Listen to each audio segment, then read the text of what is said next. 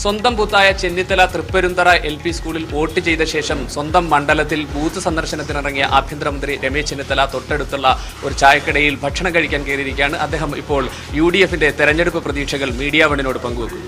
എങ്ങനെയുണ്ട് തെരഞ്ഞെടുപ്പ്? ഇത് നമ്മുടെ പഴയ ചെല്ലപ്പൻ്റെ കടയാണ്. ഞാൻ നേരത്തെ ഇവിടെ 1982 MLA ആയ മുതൽ ഈ ചെല്ലപ്പനുമായിട്ട് പരിചയമുണ്ട്, അടുപ്പമുണ്ട്.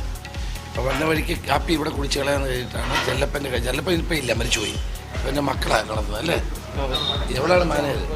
എവിടെയാണ് മാനേജർ? എൻ്റെ പേരില്ലേ? പേരെന്താ? അപർണ. അപ്പോൾ UDF നല്ല വിജയ പ്രതീക്ഷയാണുള്ളത്. ഇത്തവണ വീണ്ടും ഒരിക്കൽ കൂടി UDF ഭരണം വരും എന്നുള്ള പ്രതീക്ഷയാണ് എനിക്ക്. BJP അക്കൗണ്ട് തുറക്കുന്നതുമായി ബന്ധപ്പെട്ട് രമേശ് ചെന്നിത്തല നേരത്തെ മുതൽ ഒരു കൃത്യമായ നിലപാടെടുത്തിട്ടുണ്ട്. ഇപ്പോഴും അവസാന സമയത്തും ആ നിലപാട് തന്നെയാണ്. ഒരു കാരണവശാലും BJP അക്കൗണ്ട് തുറക്കുന്ന പ്രശ്നമില്ല കേരളത്തിൽ.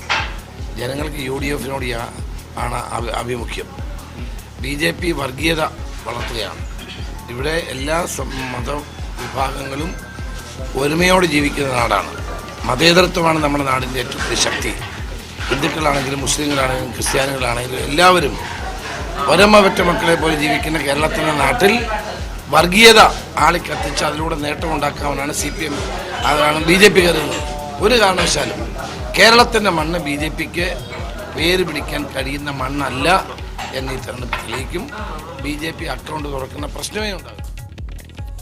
ശുഭപ്രതീക്ഷയും ആത്മവിശ്വാസവും പങ്കുവെക്കുകയാണ് കേരളത്തിലെ 3 മുന്നണികളെയും നേതാക്കൾ. ഇത്തവണ രമേശ് ചെന്നിത്തല ആലപ്പുഴയിൽ അദ്ദേഹം വോട്ട് രേഖപ്പെടുത്തിയ ശേഷം ചെന്നിത്തലയിൽ ഒരു ഹോട്ടലിൽ അദ്ദേഹം ഭക്ഷണം കഴിക്കുന്നതിനിടെയാണ് ഷൈജു ഞങ്ങളുടെ പ്രതിനിധിയുമായി സംസാരിച്ചത്.